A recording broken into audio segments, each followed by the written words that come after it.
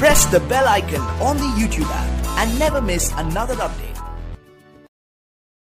के बारे में बात कर लेते हैं। निफ्टी में क्या करना है, कैसा रहेगा मार्केट, जो थोड़ा बहुत ज्ञान है वो आप लोग के साथ शेयर कर लेता हूँ। ठीक है, चलिए तो देखिए,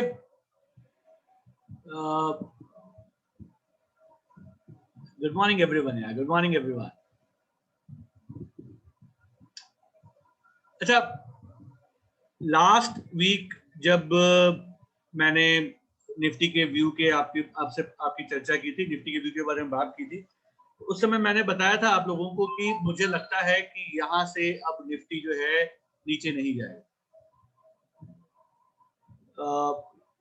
इस वाले एरिया पे मैंने आपसे कहा था कि मैंने अपने माल काट लिए हैं, ईटीएफ छोड़ के मैंने अपने सारे माल काट लिए हैं और मुझे कुछ आसार अच्छे नहीं लग रहे, थोड़ा सा करेक्शन जैसा फील हो रहा है। और मुझे ये वाले कैंडल पे जब एवरीबडी वाज बेयरिश कि अब और नीचे जाएगा, मेरे को अंदर से कहीं से लग रहा था कि this was a time for reversal. और ये वाले कैंडल पे मैंने बाई किया था, और ये मेरा डिस्क्लेमर था। लास्ट वीक जब मैं आया था मैंने आपको बताया था कि मैंने बाई कर लिया है, ठीक है। और मैंने आप लोग से कहा था कि ये मैंने खुद से बाई किया है, आपको नहीं करना चाहिए, ठीक है, क्योंकि अभी आप लोग नए नए हैं, ये पैटर्न बनने दीजिए।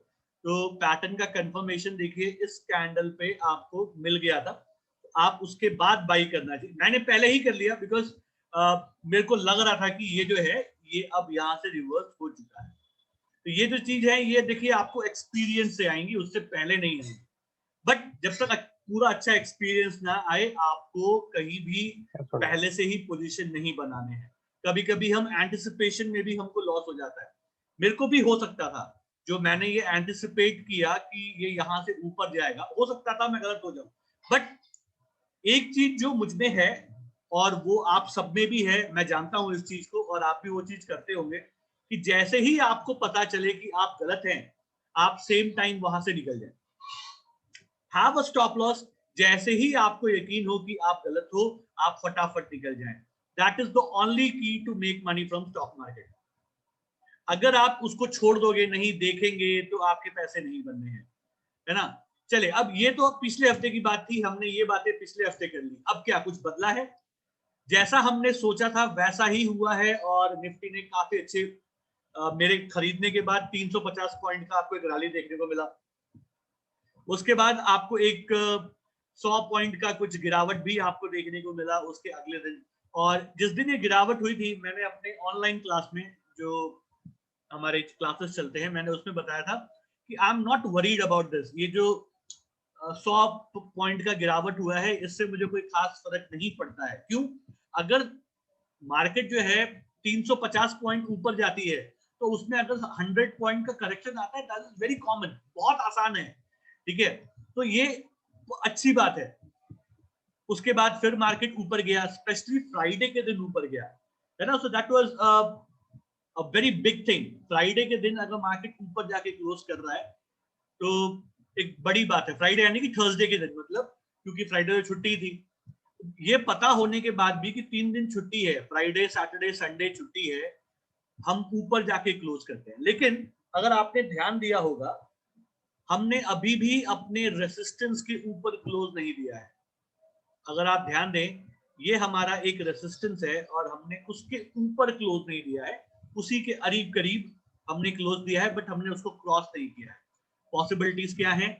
जैसा मैंने पिछली बार बताया था कि हम यहां जाने की तैयारी में हैं, हम यहां जाने की तैयारी में हैं। बट मार्केट में एक बात मैं आपको और बता दूं, स्टॉक मार्केट कभी भी ऐसे ऊपर नहीं जाता। ये बात आपको समझ में आनी चाहिए, है ना। अगर किसी को ऐसा लगता है कि मार्केट सीधा ऊपर चला जाएगा, तो वो गलती कर रहा है। मार्केट हमेशा इस तरीके से ऊपर जाता है।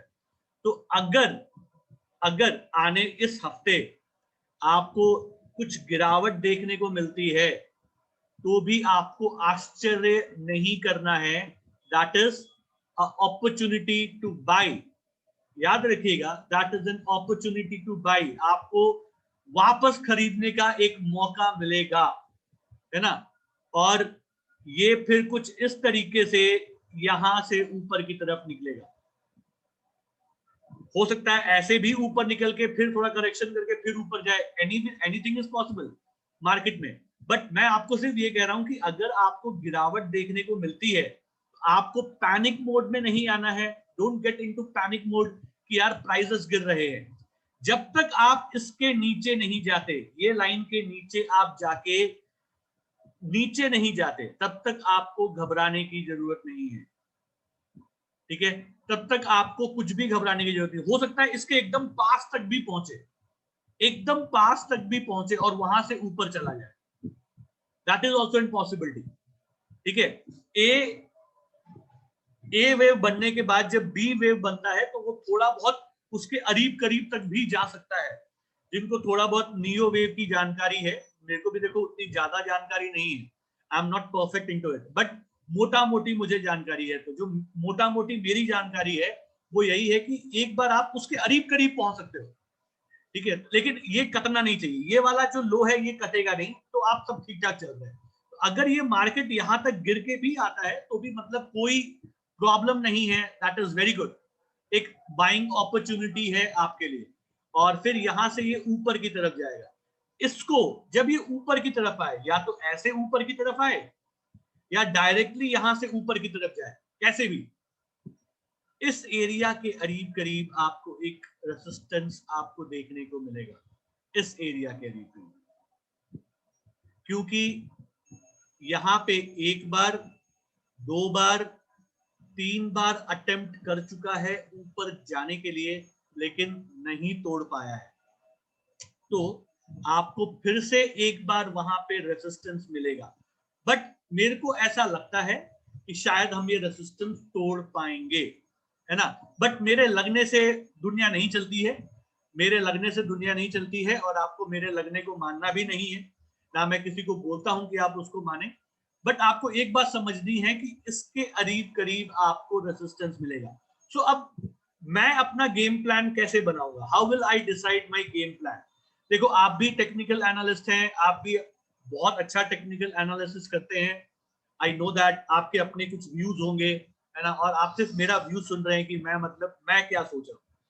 तो मेरा जो यहाँ पे सोचने की तरीका है, जिस तरीके से मैं यहाँ पे ट्रेड करूंगा, वो कुछ इस तरीके का है। देखिए, इस एरिया के करीब करीब, इस एरिया के करीब करीब एक बार मैं अपना माल काटूंगा। इस एरिया के करीब करीब मैं एक बार अपना माल काटूंगा। वो क्यों काटूंगा, क्या देख के काटूंगा, मैं आपको पहले वो भी बताता हूं। लास्ट संडे मैंने आपको होली स्पेशल में एक चीज बताई थी, वो कोई स्ट्रैटेजी नहीं है, है ना? अगर आपने ध्यान दिया होगा, अच्छा, आप में से बहुत सारे लोगों ने मुझे मैसेज करके बोला कि आपको बहुत अच्छा लगा, थैंक यू सो मच, मतलब जो मेरी मेहनत है आपको अच्छी लगी, ठीक है? तो वो जो हमने चीज लास्ट होली के दिन सीखी थी, वो कोई स्ट्रैटेजी नहीं थी कि हम वो स्ट्रैटेजी करके पैसे बना लेंगे। दैट वाज अ रूल, वो एक रूल था। जितने लोगों ने अटेंड किया, मुझे एक बार यस करके बताइए, was it a strategy? That was a basic rule जो हमको आज तक नहीं मालूम था, मुझे नहीं पता था यार, है ना? I was not aware of it कि भाई एक ये चीज ऐसी भी होती है, मुझे तो नहीं पता था। इतने साल से मैं काम कर रहा था मार्केट में, मुझे नहीं पता था। And the day I came to know, I thought कि मैं आप लोग के साथ शेयर करूं, सो दैट आपके साथ कभी वैसा सिचुएशन आए तो आप कभी वहां पे अटके ना, है ना? You should be able to enjoy it. So it is not a strategy or something like that, it is basically a rule कि आपको वो रूल फॉलो करना है। तो अगर वैसा ही कुछ यहाँ पे आपको देखने को मिलता है, वैसा ही यहाँ पे अगर आपको कुछ देखने को मिलता है ना? तो एक बार मैं अपना यहाँ पे माल काटूं, एक बार मैं यहाँ पे अपना माल काटूं, यहां से अपना माल काटने के बाद मैं फिर ये जो हाई है, ये जो हाई है, इसके ऊपर जब प्राइस जाएगा तो मैं खरीदने की सोचूंगा, और अगेन उसी चीज के ऊपर फोकस करूंगा, है ना, कि उसमें क्या चीज चल रही है। बट मोटा मोटी जो मेरा अभी का व्यू है वो यही है, इसके करीब करीब आपको एक रेजिस्टेंस मिलेगा, और ये एरिया जो है नो ट्रेड एरिया है। ये वाला एरिया जो इसके बीच का एरिया रहेगा, ये मेरे लिए नो ट्रेडिंग एरिया रहेगा, जहां पे मैं कोई भी चीज नहीं करूंगा। एक बार ये ब्रेक होता है और थोड़ा सा उसके ऊपर सस्टेन करता है, तो फिर हम एक पोजीशन बनाएंगे और वापस उसके अंदर एंट्री करेंगे। इसके ब्रेक होने की संभावना क्या है? देखिए मेरे हिसाब से इसके ब्रेक होने की संभावना 80% की है। 80% चांसेस हैं कि ये ब्रेक हो जाएगा और हम यहां से ऊपर चले जाएंगे। बट हमको अपना जो व्यू है अपने स्टॉप लॉस के साथ मेंटेन करके चलना है। आपका अपना एक गेम प्लान होगा, ठीक है? अपने गेम प्लान के हिसाब से आप अपने आप को तैयार करें और उस हिसाब से आप काम करें, है ना? हर आदमी का अपना अपना गेम प्लान होता है, ठीक है? जैसे अभी मैं सोच रहा हूँ कि मैं एक बार यहाँ पे निकल जाऊंगा और फिर जब इसके ऊपर जाएगा तो जाऊंगा। कोई लोग बोलेंगे मैं नहीं निकलूंगा, मैं अपना एक दो कैंडल के नीचे अपना स्टॉप लॉस लगाऊंगा। एवरीथिंग इज फाइन, सब सही है, हर चीज सही है। आप कैसे अपना प्लान तैयार करते हैं और कैसे आप उसको एग्जीक्यूट करते हैं, है ना? इट इज, बट आपको समझ में आना चाहिए कि गेम अभी कैसा चल रहा है। You know why Dhoni is so special? अगर आप धोनी को देखेंगे, why Dhoni as a captain is so special, because he can read he can read the game situation and a player's mind. See, Dhoni को भी क्रिकेट खेलना आता है, बाकी जो क्रिकेटर्स हैं उनको भी क्रिकेट खेलना आता है, ऐसा नहीं कि वो क्रिकेट खेलना नहीं आता है। All are best, they are professionals.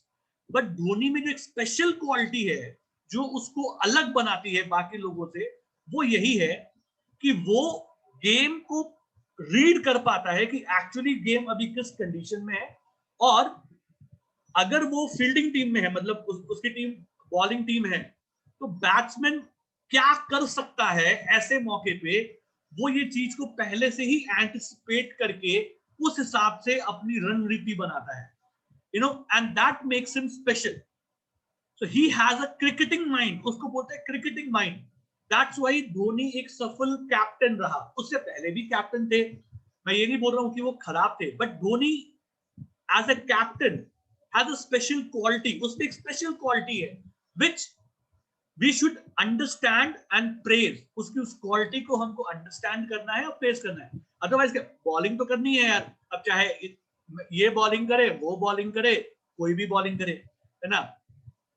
जो बैटिंग करना है उसको छक्के मारना ही है, उसको जीतने के लिए शॉट मारना ही है। बट वो कौन से ओवर में मारने की कोशिश करेगा, है ना? उसकी वीकनेस क्या है, उसके प्लस पॉइंट क्या है, कहां पे जाके वो शॉट मारने की कोशिश करेगा, फील्ड सेटिंग कैसी करनी है, इसको बोलते हैं क्रिकेटिंग माइंड।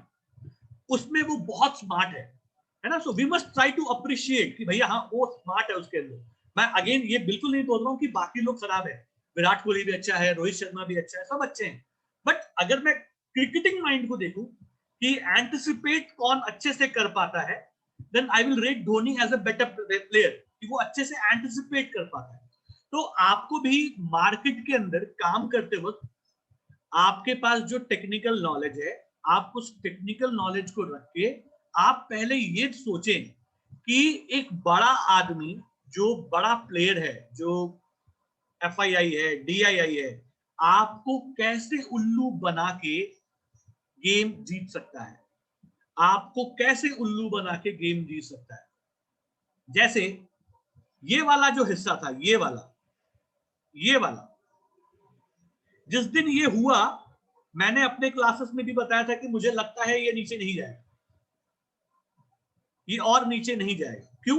क्योंकि ये एक प्रीवियस जितने भी चीजें हैं, जो भी सपोर्ट है, उसको जानबूझ के तोड़ा गया है, जानबूझ के तोड़ा गया है, ताकि सबके स्टॉप लॉस इसी एरिया में थे। Everybody had a stop loss over here. सारे जो रिटेल ट्रेडर हैं या जो थोड़े बहुत एक्सपीरियंस्ड हैं, मैक्सिमम लोगों ने अपने स्टॉप लॉस यहाँ के करीब करीब अपने माइंड में रखा था, इसके करीब करीब जाएगा तो मैं बेच दूंगा। और अगेन पब्लिक और भी स्मार्ट है कि क्लोजिंग होगी तो ही बेचूंगा। अब तो पब्लिक और स्मार्ट हो गई ना, पहले तो इंट्राडे में बेच देते थे, अब तो धीरे धीरे लोग और स्मार्ट हो रहे हैं, क्लोज होगा तो बेचूंगा। उन्होंने उसको क्लोज भी कर दिया, ले भाई तू बेच दे।